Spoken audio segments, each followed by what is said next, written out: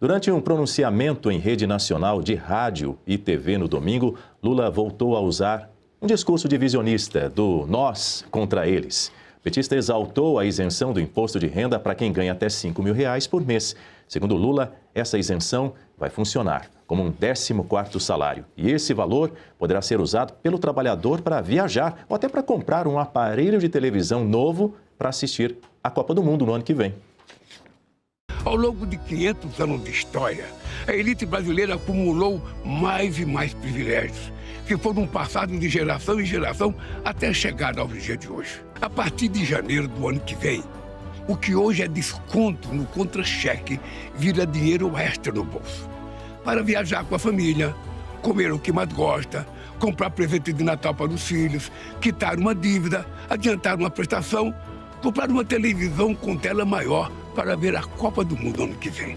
Esse alívio no imposto de renda significa mais dinheiro no bolso, que significa maior poder de compra, que significa aumento no consumo, que faz a roda da economia girar.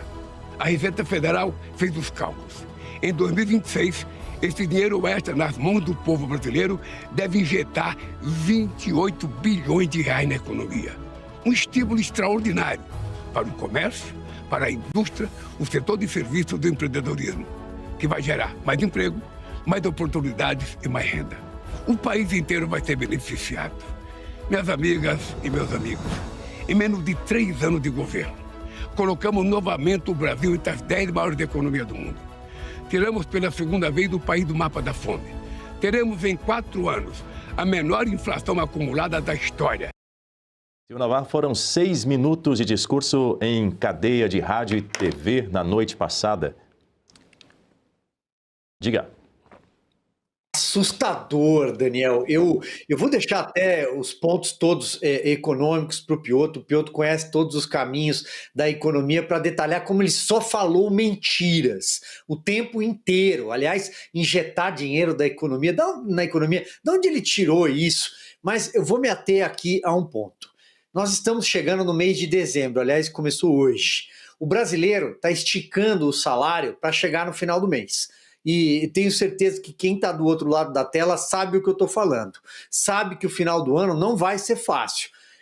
Se você é empregadora, você teve de pagar 13º salário, você já está pensando também que o começo do ano é complicado, né? Se você tem carro, tem IPVA, é imposto que não acaba mais no Brasil.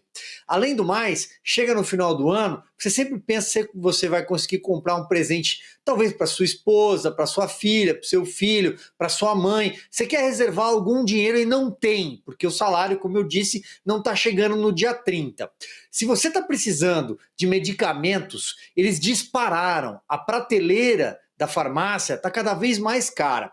As contas básicas, conta de luz, o preço da bomba de gasolina, tudo subindo. O preço dos alimentos disparou tanto que não sei se todo mundo tem condições. Por exemplo, eu acho que a maioria das pessoas não tem condição de colocar uma bela ceia de Natal este ano. Ou seja, a economia vai muito mal. E ele está dizendo para as pessoas comprarem uma televisão nova para ver a Copa do Mundo no ano que vem. Ele está dizendo que vai sobrar dinheiro para viajar no começo do ano, nas férias. Bom, além de velho, além de batido e mentiroso, esse discurso só fará com que as pessoas ampliem o seu endividamento num ano de 2026 que será ainda pior. Vou só aos pontos econômicos rapidamente aí. O Brasil está explodindo em dívida pública.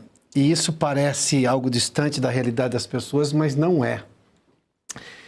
Quem não se lembra, por exemplo, de 2014, a Dilma dizendo que o Brasil estava voando, teve Copa do Mundo, 2015, porque as pessoas diziam assim, não, mas eu vi muita gente dos restaurantes, está todo mundo viajando. Em 2016 o país estava quebrado.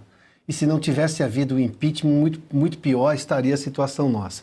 Veio o impeachment, aí veio a reconstrução do país já com o governo de Michel Temer 2 anos e meio, e depois os 4 anos do governo Bolsonaro com a gestão da economia sob alguém que realmente conhecia a história, conhecia o que fazer, que foi o ministro Paulo Guedes. De lá para cá o Brasil, estou falando do governo Temer para cá, recuperou, durante o governo Bolsonaro, recuperou a economia brasileira. O governo Bolsonaro entregou um superávit primário. Quando você fala em superávit primário, é que o governo está gastando menos do que arrecada, ou seja, ele gera um dinheiro para poder pagar a dívida, porque o governo está devendo na praça. O governo Lula não está gerando superávit, muito pelo contrário, é déficit atrás de déficit. E agora piorou a situação, porque ele está gastando ainda mais com quem? Com as estatais. O governo Lula está quebrando ou quebrou os Correios pela segunda vez. É incrível. A mesma estatal ele quebrou 2 vezes. Mais que isso, sob Lula, para se ter uma ideia, a situação das estatais é a pior. O déficit das estatais, ou seja, estatal que não dá lucro e não traz serviço bom. Se eu contar, por exemplo, a questão do dia a dia, que o Silvio mencionou, qual é a relação, por exemplo? Os salários hoje estão menores porque você tem uma inflação maior. Essa inflação maior, com mais imposto, com mais cobrança que você tem, porque o governo não para de querer arrecadar, porque ele está gastando mais toda hora, isso tira poder de compra. E quando tira poder de compra, você já viu o tamanho do panetone? Vamos pegar uma coisa que é muito comum e tradicional aqui no Brasil na época do Natal? O panetone tinha meio quilo tempos atrás, agora tem 400 gramas, o preço subiu. Quer dizer, você está pegando menos. Isso chama-se downsizing em inglês, é uma expressão para usar que você diminui o tamanho do produto que você entrega para manter o preço, para dizer que não está tendo. Não, você está comprando menos, você está recebendo menos, pelo mesmo valor ou por um valor maior. Isso também é perda de qualidade de vida.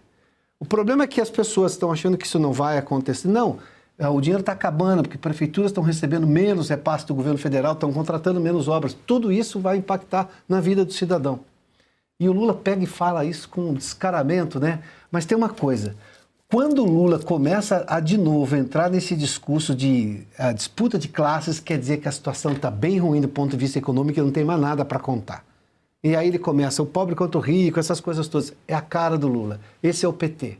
Quando começa a, de novo, incensar esse discurso de nós contra eles, é porque não tem mais nada para mostrar no governo. E a gente está dizendo que não ia ter mesmo. Chegou a hora. Acabou o dinheiro do governo. Pois é, Piotr, dessa vez ele prometeu TV e não picanha. Diga, Augusto. É o campeão mundial, né, de mentiras por minuto. O Lula, ele se supera. Toda vez ele se supera. Quer dizer, ele acabou com a pobreza.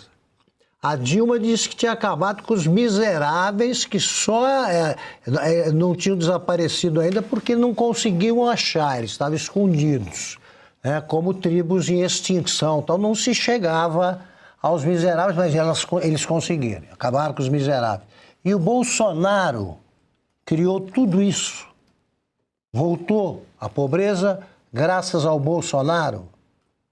Quer dizer, o Brasil, a situação é a mais simples do mundo. Arrecada uma coisa absurda. A arrecadação não para de crescer. Não.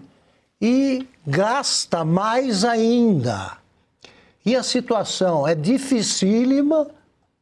O Lula deve saber disso. Agora, quando ele faz esse discurso, o que eu acho mais estranho, né? Mais extravagante é o seguinte: ele fala de pobre e rico como se ele pertencesse a qual dos lados?